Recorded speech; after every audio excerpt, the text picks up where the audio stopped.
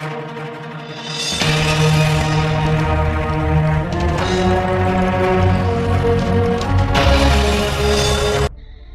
என்பது சாதியா?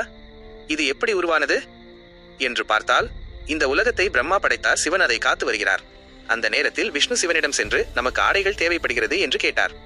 அப்போது பரமசிவன் தனது நெற்றிக்கண்ணிலிருந்து தேவாங்க பிராமணரை உருவாக்கி அவருக்கு ஆடை நெய்யும் தொழிலை கொடுத்தார். இப்படி ஒவ்வொரு முறையும் ஆடை தேவைப்படும் போதெல்லாம் அங்கே தேவையை உருவாக்கி மீண்டும் மீண்டும் ஆடைகளை பெற வேண்டியிருந்தது. இது மிகவும் கடினமானது என்று நினைத்த விஷ்ணு அவருக்கு ஒரு யோசனையை கூறினார். அப்போது சிவன் தேவாங்க பிராமணரை நோக்கி பிரார்த்தித்தார். சிவனின் இதய கமலத்திலிருந்து தேவலா என்ற மகரிஷி அவதரித்தார். இவர்கள் பூலோகம், நாகலோகம் மற்றும் தேவலோகத்திற்கு துணிகளை நெய்து கொடுக்க வேண்டும் என்று கட்டளையிடப்பட்டது. விஷ்ணு ஆடை நெய்வதற்கு நூலை கொடுத்தார். அப்படியே ஒரு சக்கரத்தை கொடுத்து, பூலோகத்திற்கு செல்லும் போது தீயவர்கள் உன்னை தாக்கக்கூடும், இதை எடுத்துச் செல், இது உன்னை பாதுகாக்கும் என்று கூறினார். அவர்கள் பூலோகத்திற்கு செல்லும் போது தீயவர்கள் அவர்கள் மீது தாக்குதல் நடத்தினர். அந்த சக்கரத்தை கொண்டு அவர்களை கொன்றாலும் அவர்கள் மீண்டும் மீண்டும் பிறந்து வந்தார்கள்.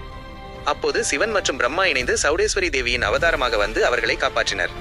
அப்படி கீழே சிந்திய ரத்தத்திலிருந்து 5 முதல் 6 நிறங்கள் உருவாயின. விஷ்ணு கொடுத்த நூலுக்கு இதன் மூலம்தான் நிறங்கள் கிடைத்தன என்று கூறப்படுகிறது. குலவழக்கம் மற்றும் கோத்திரங்கள். தேவாங்க சமூகம் என்பது இந்து சமூகங்களில் ஒன்றாகும்.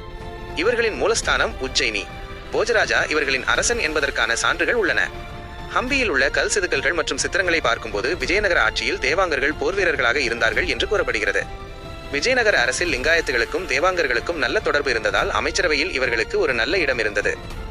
பெரும்பாலான தேவாங்கர்கள் தமிழ்நாட்டில் வசிக்கிறார்கள். இப்போது சுமார் 2000 வம்சங்கள் கண்டறியப்பட்டுள்ளன. அதில் 101 வம்சங்கள் தற்போது புழக்கத்தில் உள்ளன. இப்படிப்பட்ட தேவாங்கர்களுக்கு சௌடேஸ்வரி தேவியே குலதெய்வமாகவும் குல வம்சமாகவும் எப்படி வந்தார் என்று பார்த்தால் அதற்கு ஒரு சிறிய கதை இருக்கிறது. தேவாங்க ராஜாவுக்கு குழந்தைகள் இல்லை.